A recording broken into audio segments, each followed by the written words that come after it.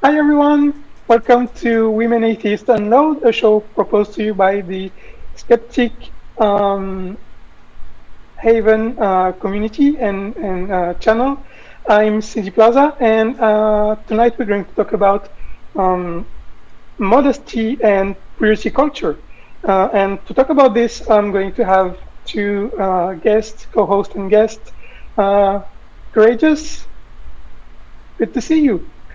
Yes, hi. How are you Hi. doing? Good. I just came back a couple of hours ago from a protest, so I am ready to rant. Yes. And secondly, we have Rachel. Hi, Rachel. Hi, I'm so excited to be here. Nice to meet you. This is your first time being on the show, right? Yeah, yep. You're Okay, popping my so cherry. yeah, so for people who you may or may not be familiar with her, if you're on TikTok, you should absolutely know who she is. Her username is I blame Bill, and she's amazing. So, who is Bill? Bill Clinton? No, it's not Bill Clinton. It's not Bill Gothard. Those are usually the two most common guesses.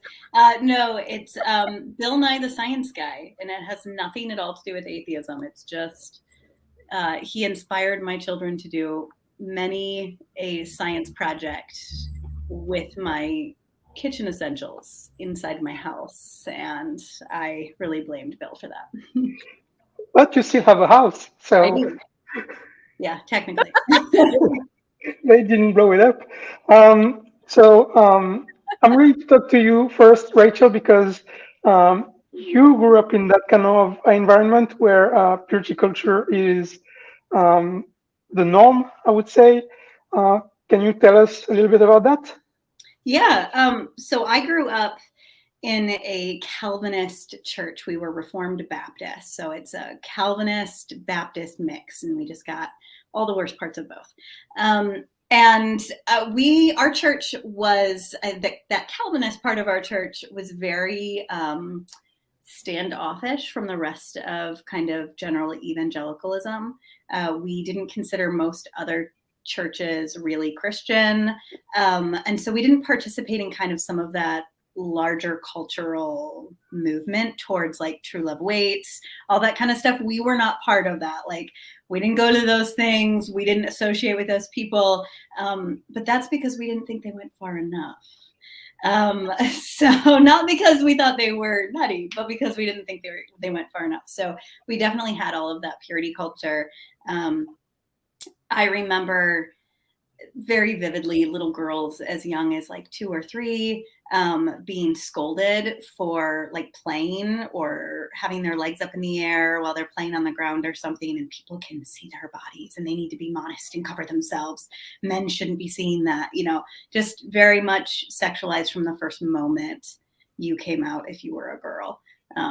And yeah, that was the wonderful Christian soup that I was raised in. You told me an anecdote right before we started. Can you can you say it again, please? Yes. Women were definitely like, we don't want to see you, and we also don't want to hear you. At our church, women were never allowed to be pastors. They weren't allowed to be any sort of like music leader or anything like that. Not that we even had really music leaders. We didn't believe in like what we would call like special music. So there was no choir, there was no music leaders on stage leading anything. It was just community singing, right? But they weren't allowed to be any sort of leadership position. And even on non-Sunday services, like our Wednesday night prayer meetings, it was still considered a gathering of the church. And so when it was time for people to like stand up and offer up their prayer request for the group to pray, women couldn't do that either. We couldn't even hear their voices then.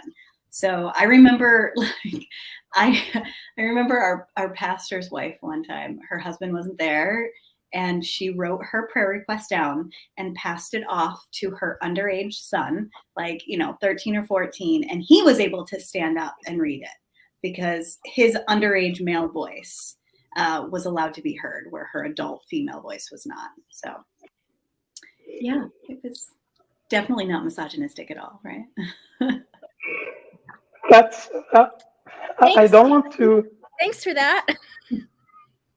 Yeah, it's unthinkable from a European like me to hear something like that. To well, I believe you, of course, but I mean, it's unbelievable. That the greatest country on earth has places like this. It's amazing. So we're going to talk about this topic more in detail, but we're going to talk about one specific person. Her name is Annette Kellerman, and we have a special video to play for that. So, Wes, can you please? Florida to see some seaweed costumes and meet Annette Kellerman, dancing belle of Grandad's Day. It's a bathing suit fashion show, and the accessories of old are on display for Father Neptune and company. Here's a fetching number and some 1890 novelties. The Annette Kellerman overall coverall. And now for the 1936 stuff. First are the scanty suits, leaving much to the elements, but little to the imagination. I know you told your friend you're not okay.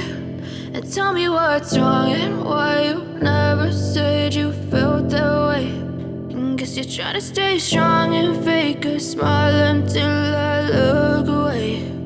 But I've known you too long, it hurts to watch your blue eyes fade to gray as you fade away, as you fade away. Yeah, I'm about to fade away, cause every time I wake up I feel like it's Monday. Something's going wrong with all the chemicals up in my brain. All of a sudden I don't look at anything the same way. Gotta build up of my thoughts sitting in an ashtray. I'm sorry.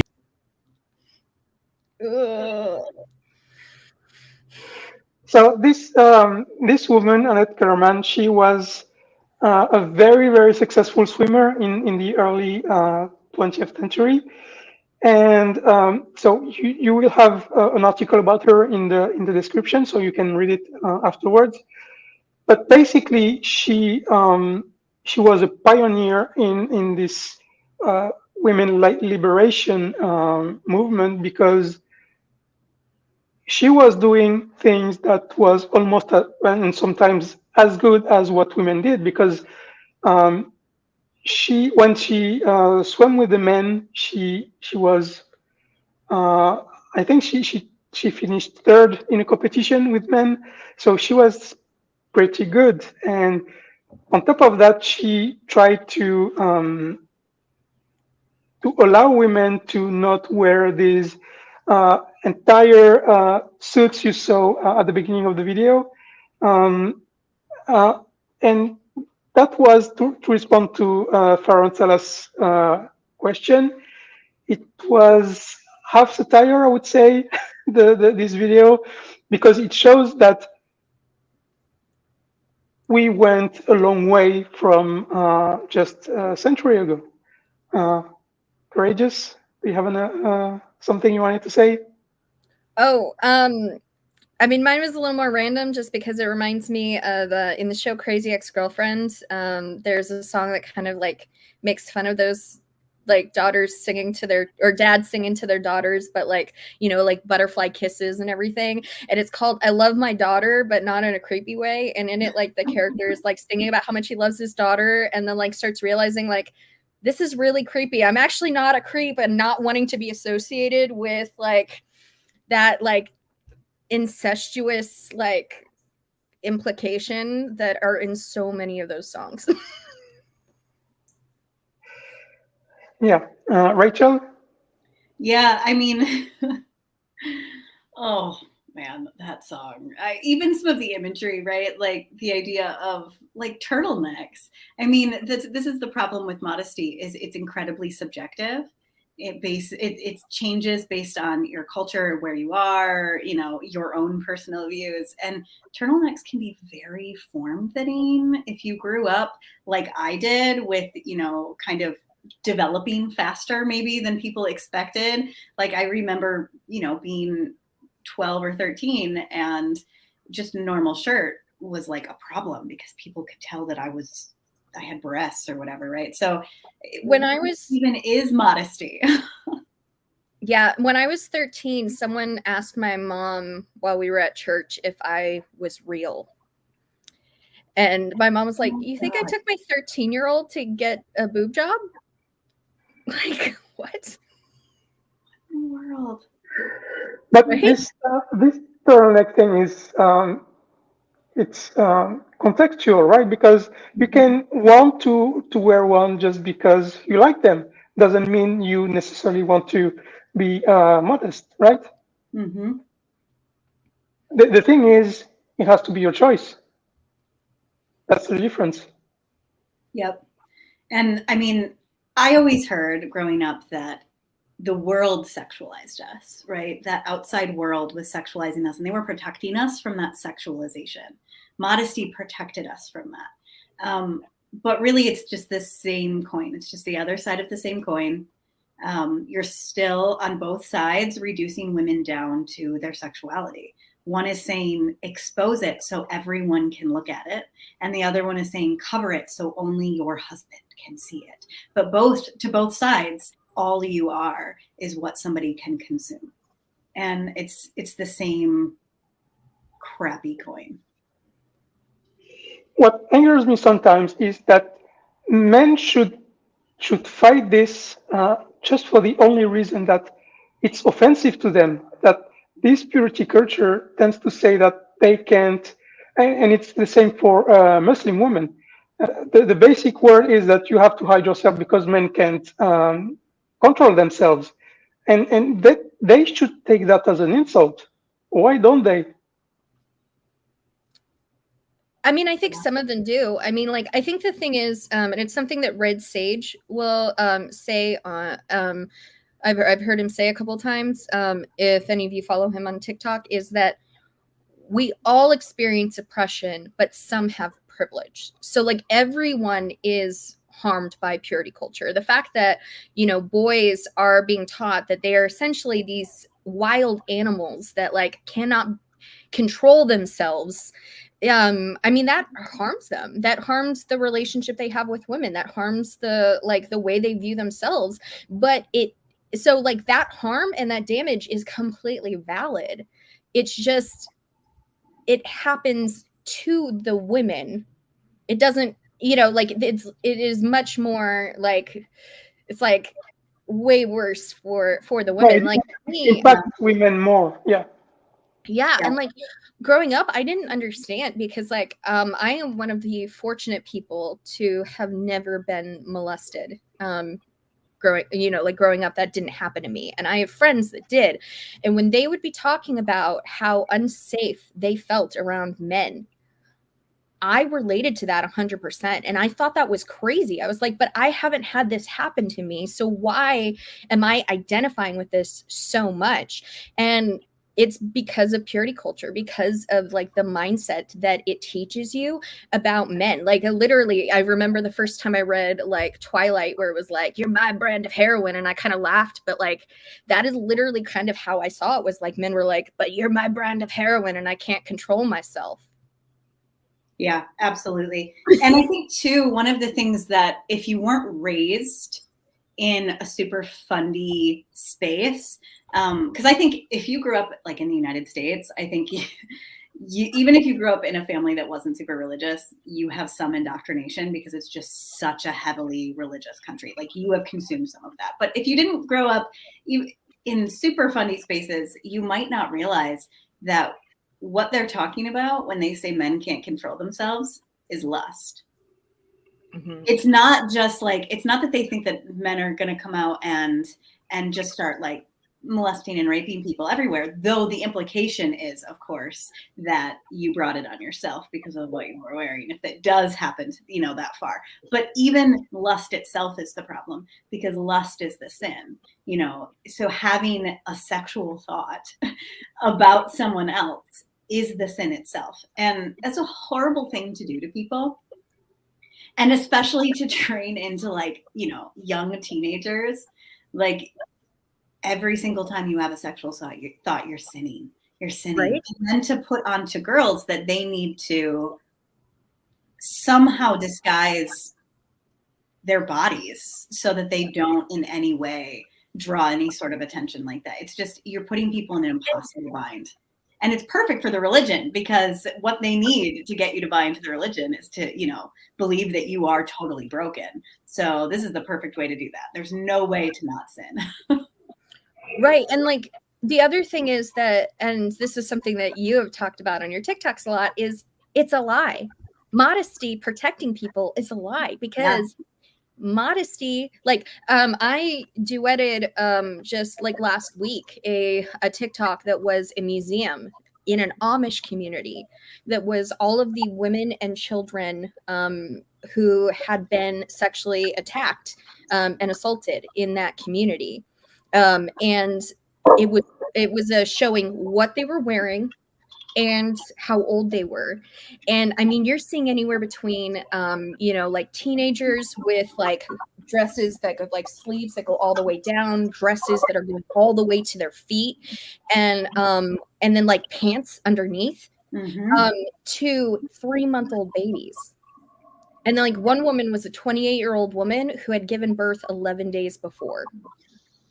And it's just like, you know, and there's still like, that has nothing to do with what the people were wearing. It doesn't protect from. It doesn't protect. And you get that a lot from especially mothers who are like, well, I don't want, you know, to tell my daughter, you know, these negative things, but also, you know, I don't want her to believe that it's her fault. I don't want her to, you know, have internalized that message that if anything happens to her, it's her fault. But at the same time, I'm going to dress her modestly at all times to protect her.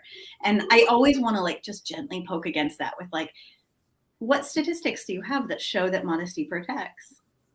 Because we don't have those. Those don't show me them if they exist, but they don't exist. That's not what it is. And I think a lot of times, if you really poke at it enough, I think what it comes down to is many of them are afraid people are looking at their children sexually. And so it's not even so much that they think the modesty is going to protect them from the actions of that person, but they're hoping that the modesty will control that person's mind. And I understand that. Like, I understand thinking, like, it's disgusting and you don't want to think about anyone thinking about your child that way. But are you really going to press your own kid to try to I actually don't understand. Where does that thought come from? Because where I grew up, nobody was afraid of, well, constantly afraid that everyone will look at your kids, girls in such a way. We know it happens, but we don't fear it to the point that where we want to take action against it permanently. Yeah. So where does that idea come from? I mean, I think that comes back to what Rachel said towards the beginning of that, like, even if you are not a Christian, even if you didn't grow up in church, Christianity has impacted the culture here. And so because of that, you know, like one of my favorite TikToks that Rachel has is where she basically like gets onto someone saying that bodies are not inherently sexual. So like if a 2-year-old, like even, you know, like right now, if a naked 2-year-old walked into my room, like they're a child, like they could like that's something that I'll say all the time is like they could literally dance naked in front of you and they're completely innocent. And so if you see a naked child and you are thinking about them as a sexual being instead of a human being first, that's a problem. And that gets indoctrinated in our mindset here. Yeah. And it's I think it really does stem from the puritanical modesty standards of just covering everybody up. I mean, people are so afraid of seeing nudity, non-sexual nudity, and the only nudity you see is in a sexualized manner. And so you start to see, and so that way it trains your brain that any nudity is sexual. And you see that issue with breastfeeding. If, you know, people cannot handle seeing a woman's breast when they're breastfeeding, or, you know, even like children just running around naked. We don't have like nude beaches, like things like that, where you can just exist in a non-sexual way. And hell, I saw a TikTok the other day that was brilliant. And it was a woman, or it was a dude talking about, you know, this message that his wife had to like really shake into him, which was, hey, as a woman, I'd like to exist in my home sometimes naked without being sexualized by you.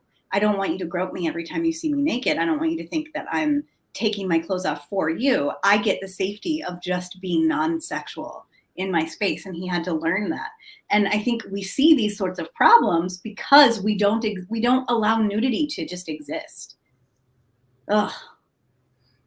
So what I'm saying is everybody should get naked. Yeah.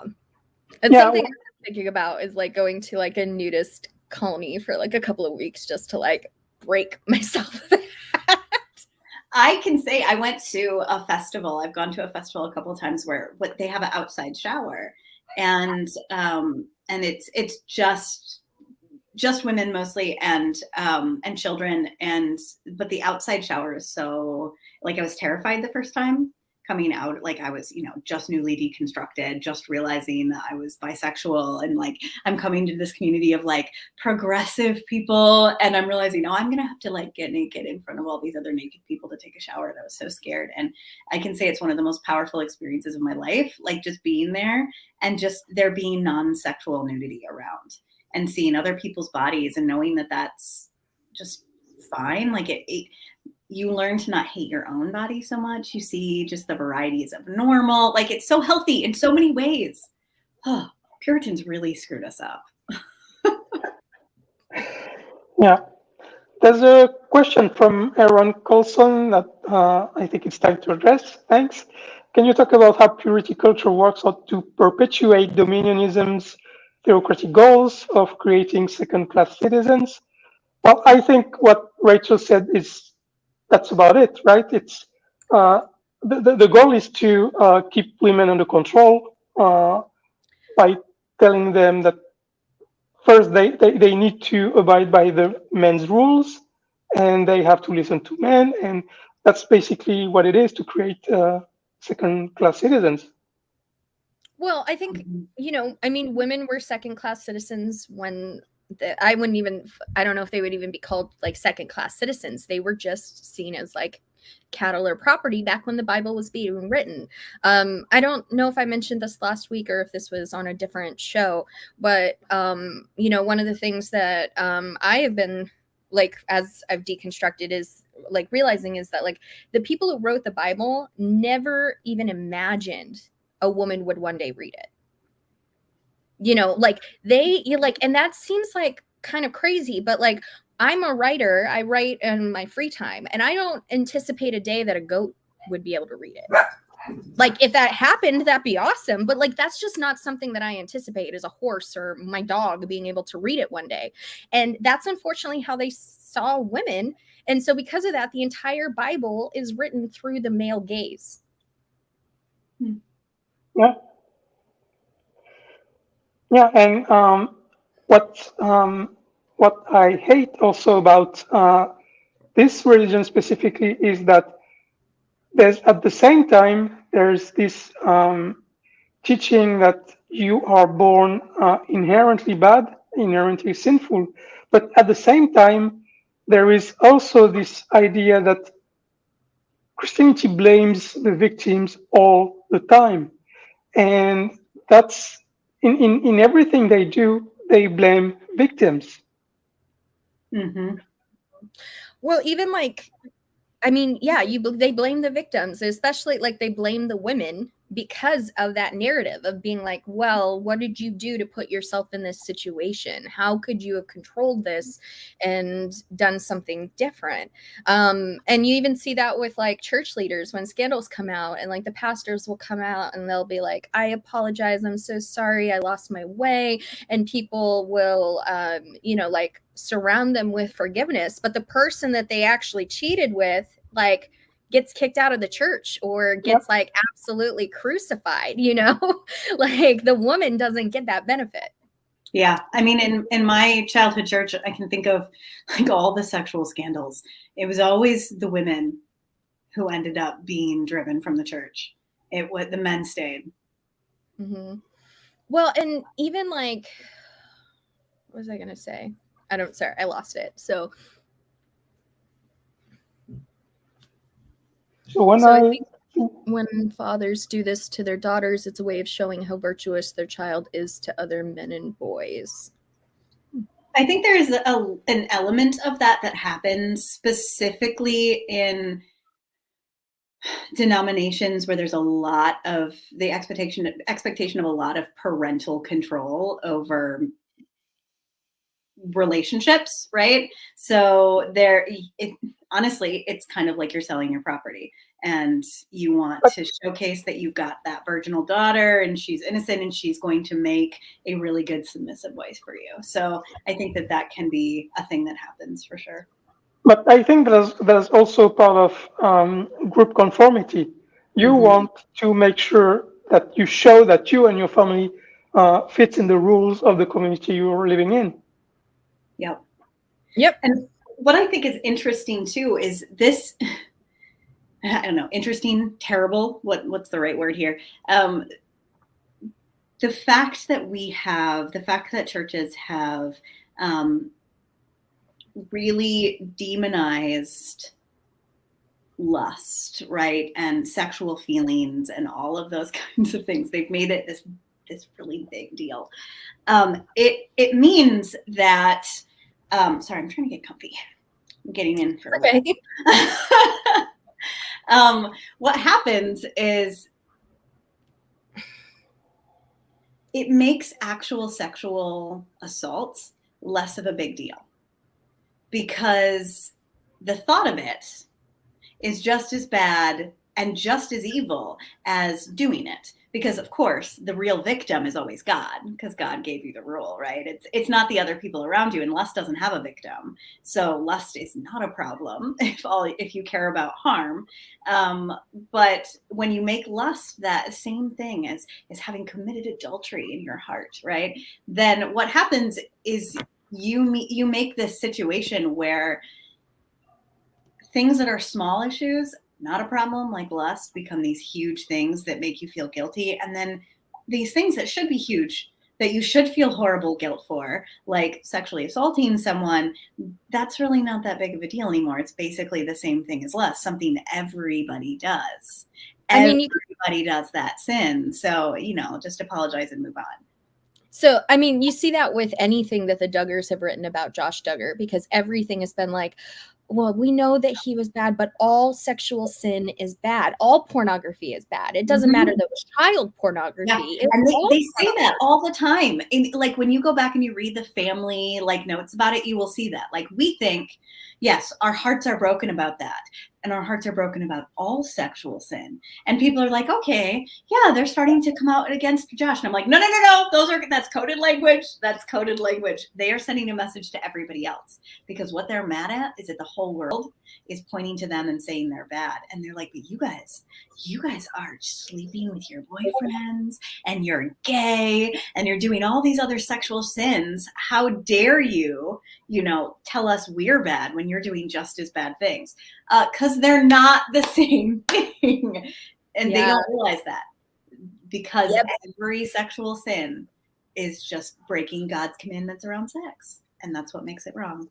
I was really fortunate, because even though I was taught purity culture and about modesty and everything, my mom really wanted me to feel like I had control of my body. And so from a younger age, she kind of introduced me to masturbation. And because she because it's amazing, but I'm surprised. Right? Well, my mom's a therapist, and she's always been fascinated with human sexuality, but because what she didn't want is for, especially when people are young and they don't have a lot of experience, is there's very natural things that happen with your body. And when girls are so young and they don't, they're if they haven't explored, they can think it's the boy that's making them feel that way instead of their own bodies. That makes sense. my mom never wanted me to like experience that. And like she was just like, hey, this is just a natural part of my sexuality, and like making sure that I'm like comfortable with like who I am and how God made me. So I want you to have that. And other Christians, whenever they would find out that I masturbated, would like, oh gosh, yeah. I mean, I grew up with hearing the boys be lectured, you know, about how that wasn't okay, and then girls not talked about it at all because girls have obviously that doesn't exist for them. That's a liberal myth. I know what I'm going to say. It's very common, but it's amazing how the same text can lead to very, very different outcomes. Yeah, It's crazy. So My do church you is progressive. yeah? Do you think modesty without purity culture can be good thing? I don't think modesty exists without purity culture. Because modesty is inherently about covering your body, and it's about centering somebody else. If you're covering your body for yourself, it's not modesty. Like if you just are wearing what you wear because it makes you comfortable and you're, you know, whatever, then that's not modesty. That's centering your own wants and needs. Yeah, modesty is about catering and protecting other people. Okay. So if we go back to Annette Kellerman, how and also what happened last week, how far do you think we may go back when Roe versus Wade is overturned? What will follow, and how far can we go back in terms of women control and imposing purity culture? It's about to get, it's so ugly. We won't realize all, like people won't realize all that Roe protected us from until it's gone. It's like even in my state, I live in Missouri, and if a woman is pregnant, she cannot get divorced. Cannot. And so like someone could like assault his wife to get her pregnant, just and like she cannot legally divorce him. But yeah, I'm terrified because honestly, they don't want, abortion was the tip of the iceberg. What they wanted is they wanted to go back to before the sexual revolution. They don't want women to have, if you go into these fundy churches, they rail against things like, you know, the ability to divorce. No fault divorce is a problem. I mean, birth control is a problem. They burned Loretta Lynn's CDs when she, or not CDs, her records when she, you know, made the, her song The Pill. Like they were like they don't want you to have birth control. IUDs they think are abortifacts. They think like they want to go all the way back. They really think that the best way that we can save our society is to have that nuclear family, women having to stay in the home, men going out, and of course, because it's intersectional, they only really mean white people. They want white women to stay in the home, and they want, you know, black women, they don't care about those families. They never care about those families. That's fine. They can both go out there and work. And yeah.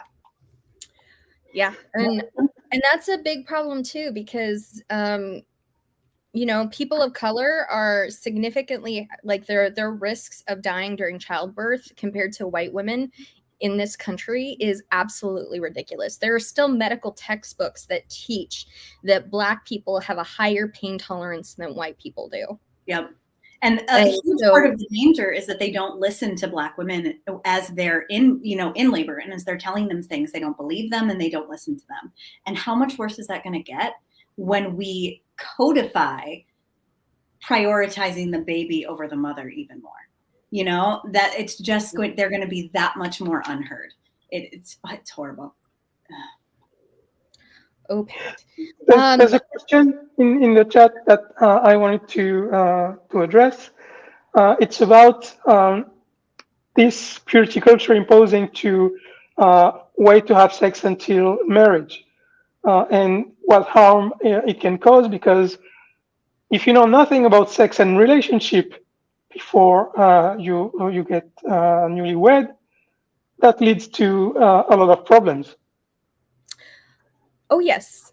There's a lot of problems because it's not just that. It's also because when you prioritize purity culture, so having a woman who does not know anything about sex or her own body, what you're actually prioritizing is children. Like that's what they're wanting, a childlike bride. And there's a huge problem of grooming within conservative evangelical Christianity. There have been nearly 300,000 child marriages in the US since the year 2000. Some as young as 10 years old, and 86% are girls to men. And these are people who have no rights. Like they don't have any legal rights until they turn 18. So they are just stuck in this marriage. And sometimes their parents have to sign it off. So like if one of their friends like one of their parents' friends sexually assaulted them and they got pregnant, like their parents would then force them to marry that person to try to hide The rape. yeah. And so I mean there's that, and then people just rush into marriage to keep from straying pure. When it comes to the child marriage, there are 44 states where child marriage is still legal. Anytime we try to raise the marriage, like the age requirement, or try to actually instill one, conservative Republicans, Christians will object because they're like, oh, but what if they're pregnant? And I don't think that a teenager should be able to get married under any context. If you're not a legal adult, I don't care if they have gotten pregnant 3 times. Like, if you're not a full-grown adult, you shouldn't be able to consent to a lifetime commitment. But in purity culture, it is absolutely mandatory. Mm-hmm. Yeah, but if we actually addressed Imus's question, Rachel, you waited until you were married, right? And you were married pretty young. Yeah, I was married before I could legally drink. And yes, we had fully embraced the purity culture nonsense. And I can say, like, we're still married and we're still fine. But I would say for most people that we know who went through that same pathway, they did not last. And it makes a whole lot of sense for more reasons than just the sexuality part. There's a whole lot of reasons, but I think one of the biggest pitfalls is of that, like, no experience before marriage, is that inherently when that's brought up, when you talk to fundies about this and you say, like, how do you know you're sexually compatible? They say there's no such thing as sexual compatibility. Like, you practice, you get the fun of practicing. And what that means is a woman's experience doesn't matter. She is a vessel for the man's pleasure. That's what that means. And that's all the expectation is. And I think that is the incredibly toxic part that goes along with that, is both men and women are trained to think that.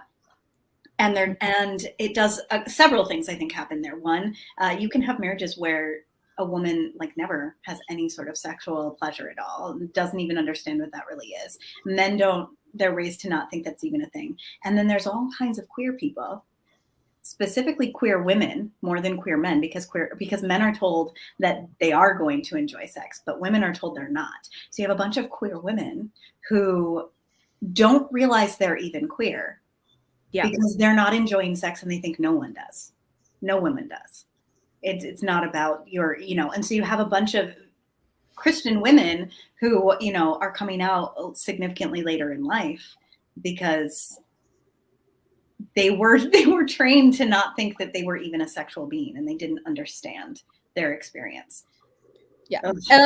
You also have people who, because of purity culture, they get married just because they want to have sex and it's nothing else. And that's never what they say. They don't say, oh, no, like, they're like, oh, I love them so much. But, like, if someone has been dating somebody for 2 months and decides to get married because like God has put it on my heart because like I have to. It's like, you mean that like you keep looking at them and experiencing lust and you are like, well, this is not okay. So how do I make this okay? We have to become married as soon as possible. And then they get divorced 18 months later.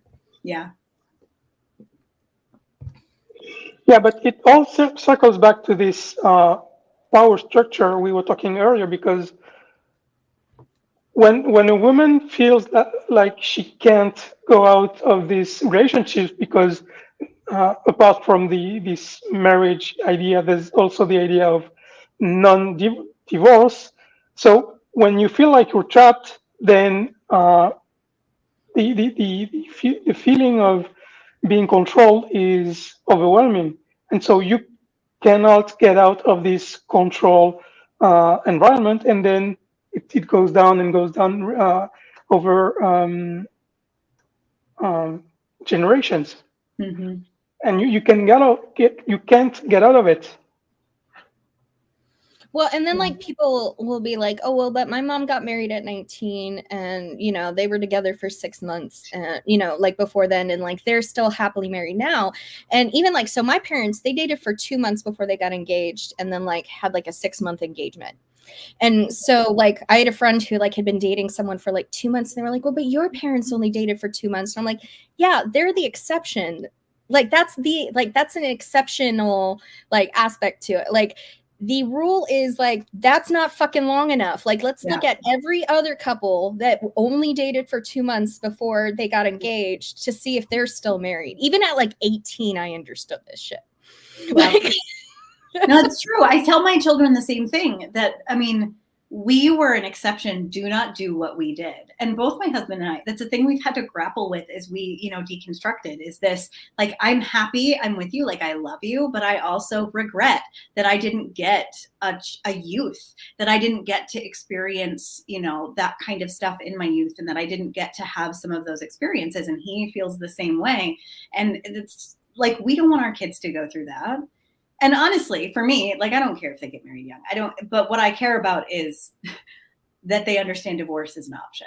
Because getting married young and then being told divorce is sinful, you're trapping people in unhappy lives for the only life they ever get. And I don't care. My kids, like, if they want to, you know, go off and go run to Vegas and get married at 18, fine. But know that divorce is okay. Yeah. Keep the divorce money, like, in a different account they don't know about or something.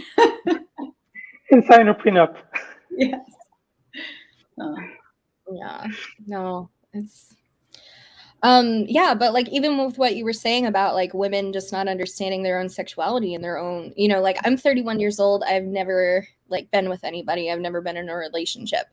I am, now that I have deconstructed from Christianity, like last June, I discovered I'm bisexual for the first time. And so like, there's a lot about myself growing up that I didn't understand and is now making so much more sense. I've also learned that I'm on the ace spectrum, which like, that is just not something that's talked about in evangelical Christianity at all. Although if you even imply that Jesus was straight or gay or ace, like, they'll freak out. You know, but yeah, so it's wild that like all of the things that I've had to like start learning about myself. Now, Rachel, you're bi. Did you know that when you got married? No, but I should have, because I had relate. I had intimate experiences with girls before my husband, not like full sex or anything, but, you know, and I had classified them and codified them in my head as just sin. Like, I didn't attach an identity to that. And I think especially because I was still attracted to boys too at the same time. Like, I think if I hadn't been attracted to boys, I would have maybe had to grapple with that in a different way, but I just codified it as sin in my head. And it wasn't until truly I started deconstructing that I was like, oh, No, I'm just bisexual. That's all. So I should have known. I didn't know.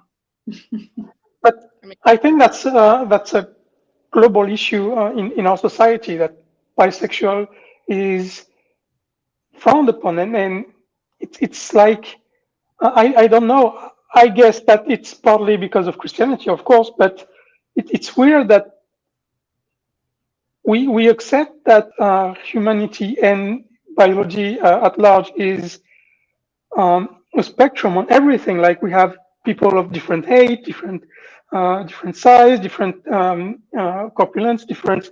Everything is different, and yet we think as sex and sexual attraction as binary, and that's very, very puzzling. Why we allow this to go on, because it doesn't make sense. Why? It's like people who believe that the Earth is flat, but every other planet or star is round. Why? And it's the same thing here. Why do we believe that just this is binary when everything else is on a spectrum? I think a big part of that, I have no data. This is just hypothesis. I don't have any. Is I think there is a significant, especially within churches, significant amount of neurodivergent people who have never been diagnosed. And so there's a big part of neurodivergency that tries to like put things in neat little boxes and keep everything black and white and keep things like simple. And if you are not aware of that and like have coping mechanisms and like things to like identify like, hey, this may not be an accurate representation of how things are or how the world works. This is how your brain is processing it. And so you need to listen and ask questions and learn. And like they just those are their like safety boxes, and they just, you know, it's like sometimes they can't see outside of it, and sometimes they don't want to because it terrifies them. It's interesting. I wonder too if it might be related a little bit to our monogamy obsession, because we do, I think, as a culture, like we're so uncomfortable sometimes with the idea of poly relationships and polyamory, and I wonder, which is wild because it's in the Bible. Yes, only one direction though, but yes. Oh, sure. But I wonder if it's kind of related to that, because if you had a much more accepting and polyamorous sort of society where you could have more than one partner, I'm betting people wouldn't be so afraid of a bisexual, pansexual identity. But when you have this strict monogamy, I think people are terrified that they can't provide something you need. Like there's some other thing you cannot get from them, that they're, you know, you're going to leave them and go somewhere else. And I think there's maybe a fear of that. I don't know. It's just a wondering I have. I wonder if it's related to that. I wonder if you'd see less of that. I mean, but I also think it's a possession thing.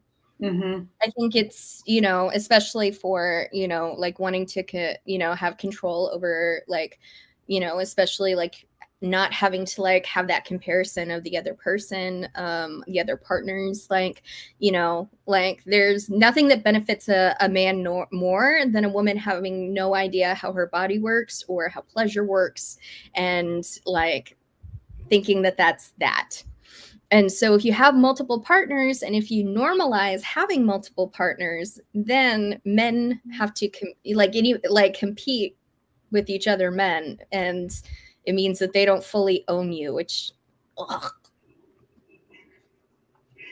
Yeah, and if many women realize that they're bisexual and they decide to go and go away with men, then we will die as a society because we won't make kids anymore. That's the argument against homosexuality we often hear, and it's just silly. But heterosexuality only creates straight people, right? Yes, of course. That's why there is no homosexuality in religious communities, right? None whatsoever. No. They aren't real Christians, guys. They're not real Christians. Yeah. So, what else didn't we address on this topic?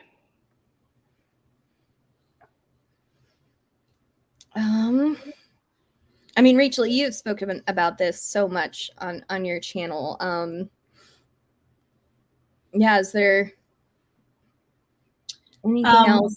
Any points that you hear that just make you want to like throw something at a wall? Well, we talked a little bit about how they struggle to even recognize that the ace identity exists, and something about that hit me the other day. I don't know if you guys, I know you saw it. What's his name? Mark Driscoll. He who has blocked me on Twitter. That's my claim to fame. Mark Driscoll blocked you? That's amazing. He posted, or he tweeted out the other day something about how the LGBT community, it's a religion. And, you know, and it's a sex religion, is what he said. Like, sex is the sacraments, and that's what they're obsessed with. And all I could think is, you realize that A exists on that. Like, A is part of that. How would that, do they just not have sacraments? Because he was like, each letter is a different denomination of the same sex religion. That was his whole spiel. And oh my it's gosh. so ridiculous. But all I could think is, I mean, there's so many ways that you could knock this down, but the asexual does it for you. Like, it's I would like, have probably been like, so how do you feel about King James being gay? As you hold up your KJV Bible. And King James thought Jesus was gay. He has on record said, well, Jesus had John and I have George. So you guys need to leave me alone. You know, like, yeah. I actually, can we make that a thing? LGBTQ. It's a religion. We just knock on people's door. I know. I actually think it's a good idea. I think we just embrace it. Imagine how many more rights we would have if it was a religion. They couldn't do anything to us, and I can stop paying taxes because I would be considered like. I think I should be like a pastor of the religion. I feel like, dude, you would be a high priestess. Yes, right? Is there like a gown I can wear? Like I want like some sort of headdress thing. It'll be great. It'll be great. I say we embrace it. That's it. And we could make great hats because all stupid religions have stupid hats. I say we do what was the one that Moira Rose wore in Schitt's Creek when she married David? You guys watch that? Oh, yes. That's it. That's what I want. Cindy, if you haven't seen Schitt's Creek, you absolutely need to. Nope. You have to. It's so beautiful. Masterpiece. What, is it a movie or a TV show? It's a TV show. It's like a half-hour comedy, but like it's written in a like almost like a universe where like homophobia does not exist. Yeah. And it's just beautiful. It's just lovely. It's just lovely. It reminds me of a movie from Ricky Gervais. It's called The Invention of Lying. I love that movie. I haven't seen it since I became an atheist. I would probably love it even more now because as a Christian, I watched that like when I was just starting to like really embrace some of my doubts, and I remember watching it with friends, and I was really excited about it, and they were not. Like I could tell that they were worried as they're looking at me that I was too excited over this movie. And did it have any impact on your beliefs? I mean, it didn't do anything major. It was just starting to. I remember watching it with my parents and my parents getting really upset, and I was like, but what part is inaccurate? Which part? Like, tell me where. Yeah. Well, we would definitely have trouble conserving the pizza boxes as stones. But yeah, other than that, yes, it's very accurate. Ricky Gervais did a great job here. We should do like a watch party for like the people who are now atheists to like rewatch that movie and be like, atheist movie night. Yeah. Yeah. Can we also do a watch party for all the bad Christian movies too? Because I love watching them. I love a good God's Not Dead marathon, but no one in my real life ever wants to watch it with me. So when I was a Christian, I protested watching God's Not Dead because I found like it to be so unrealistic that it was offensive to me. Like I was like, I even like I'm in the buckle of the Bible Belt, and I knew that like if that teacher would just get fired. So they're creating this scenario out of their own like like their own persecution kink. Like even as a Christian, I saw this, and I had atheist friends that like whenever I would say I won't watch that movie, it offends me due to its inaccuracy, and they would be like, wait, I know that, you know that? Like, yes. See, I didn't like them either, but not for a good reason like that. I just was like, guys, you're embarrassing us with your poor writing and poor like acting is horrible. Like, why do you have to make trash movies? Can't you be good at your art? No, because here's the thing that a lot of people don't know about me. So my degree is in video production, but I also have a graduate certificate in screenwriting. I wanted to go and like make good movies like that happen to talk about faith, but like the whole goal was not to like convert people, but to actually just get discussions started. Because I saw that as a problem. I saw that I was like, so as a witnessing tool, it fails because you're already catered to a Christian audience.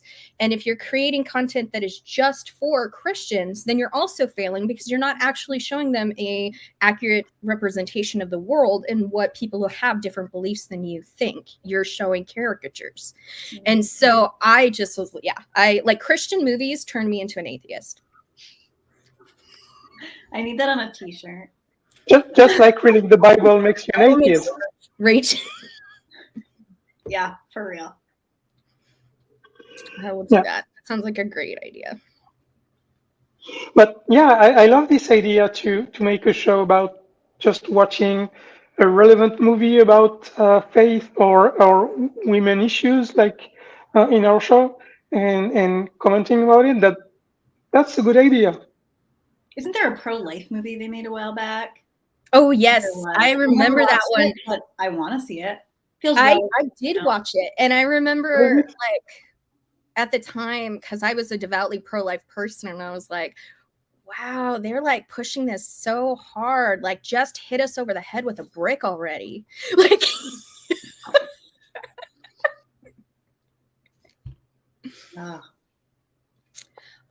okay, so does anyone just, because we've been going for about an hour now, and I'm really enjoying this discussion. Oh my gosh, Deborah Grace is in our comments. Hi, Deborah. I love her. If you haven't read Crucifying the Bible, read it. If anyone has any questions, we definitely want to get to that. Yeah, Pure Flicks. Oh my. Dude. The other one that I haven't seen and I kind of want to see now that I'm an atheist is the Case for Christ. Like, I refused to watch that as a Christian, and I was like, that looks so fucking bad. I read the book, which that is also very bad. So. Yeah, it is. What I think is so funny is like I've read so many of those like crappy apologetics books, and yet people still try to give them to me when they find out I'm atheist. Like my dad has given me a copy, and I'm like, I have this on my shelf at home. Do you think that this was like, do you not realize how much I read to get to this point? And I read everything. I didn't just I love that. Confirmed. Like, come on. Or when they're like, read your Bible. And it's just like, oh my God. I can quote it back. I haven't read the Bible. Do you really think that like, I'm so sure that your God is not real? Yeah. That like, I was just like, oh, I don't need to read this book about that God. I don't need to. I mean, that's where indoctrination comes in, right? They're indoctrinated to believe that God exists, but also indoctrinated to believe that God is good. And so as they read the Bible, they're looking through it, they're looking at it through the lens of God is good. And they're putting every spin they need to make God good out of every single one of those instances. And so in their mind, they don't understand why we would come to a negative idea of God. Just read it. I read it and God is good without realizing that no. you were indoctrinated to believe he was good before you read it.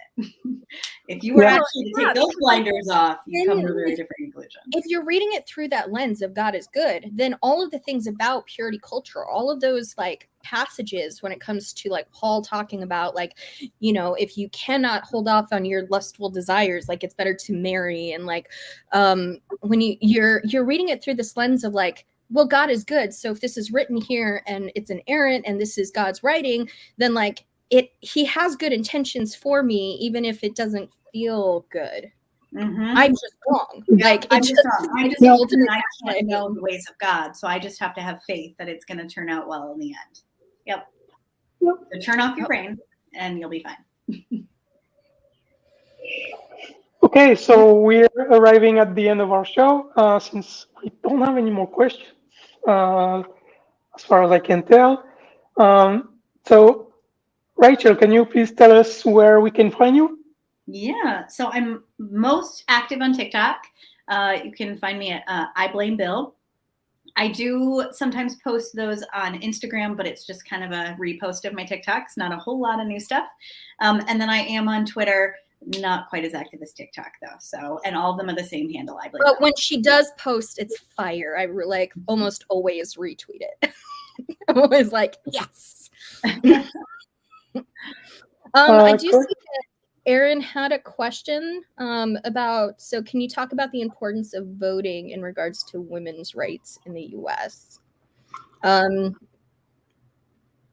mean, I think that that's obvious. Like, I think that the whole thing is something that Andrew Seidel talked about the other day, is that like the entire Christian nationalism movement is about creating two classes of people: white, straight, conservative men, and everyone else. And so even like white Christian women are not safe or like really part of them. But they think if they align themselves, they will be. Yeah. Yeah. So, but they're not. And there's something we need to understand is that they worked on this for 50 years.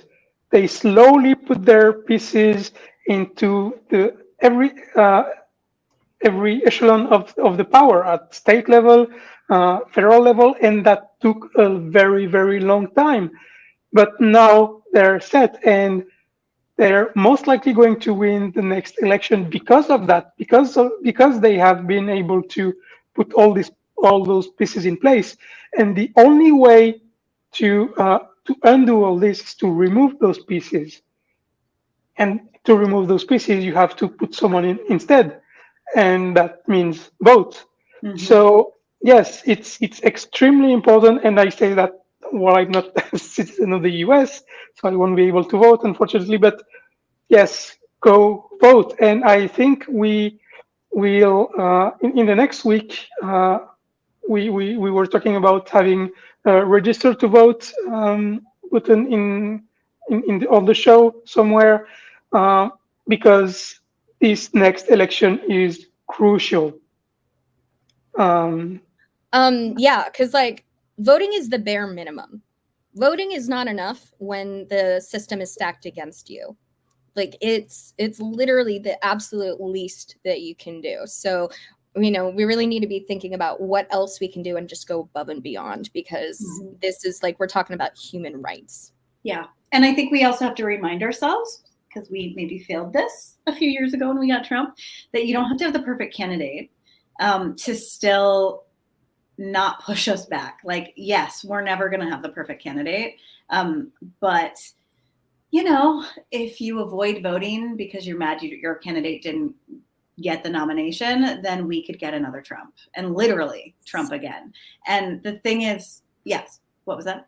Oh, just that 6 million Democrats did not vote. Registered Democrats did not vote in the 2016 election. And that would have made or broke a difference in swing states. Yeah. And the thing is we've gone back so far now. And it's going to be so hard to catch up and move forward.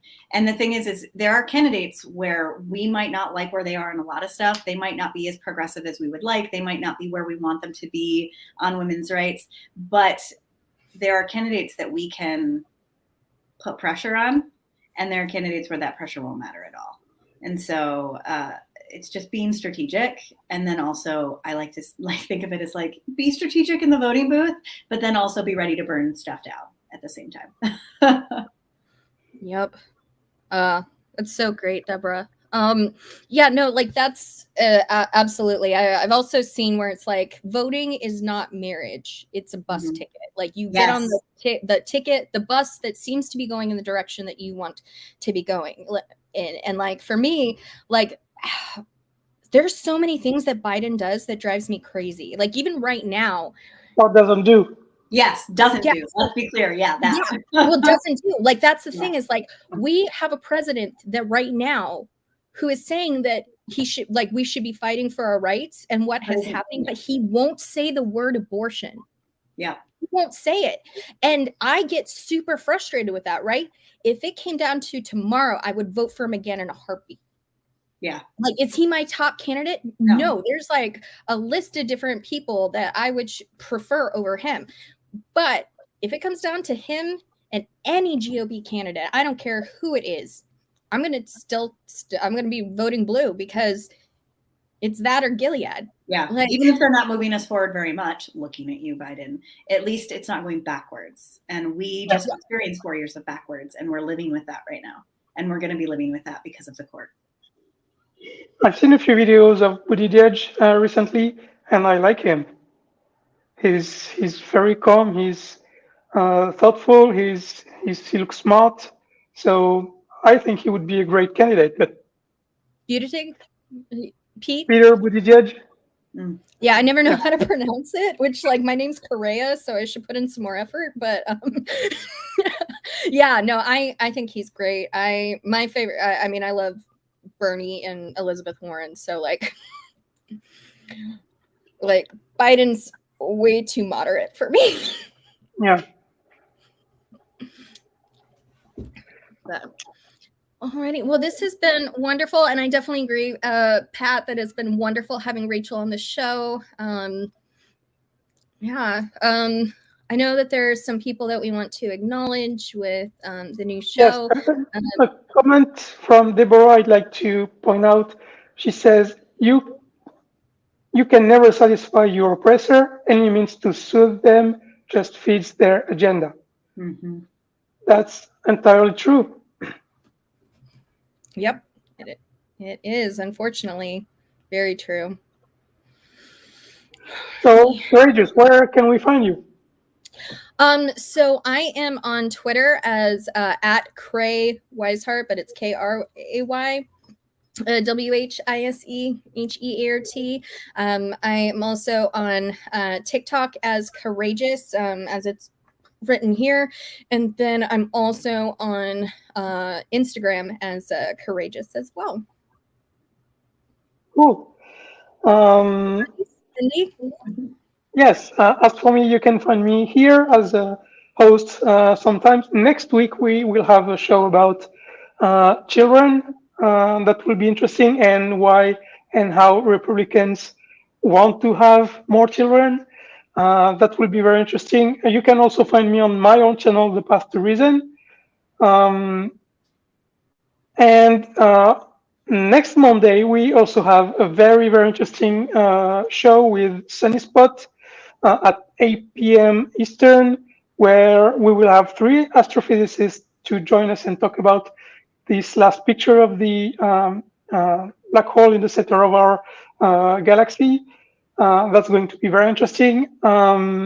We would like also to thank our Patreons, Sonny Shell, Phil Calderone, Jena Miyu, Mikey Famine, Oz, Laura Magee, Linear, James Apperson, Bryce Cornell, and Eric Coalson. And thanks everyone in the chat. It's been very, very lively today. We even had our first troll, I think. Incel troll, I would say. So thanks for everyone for your participation, for liking, subscribing, and everything, sharing everything you can do to spread the word. And in the meantime, I wish you all a very good weekend. Bye.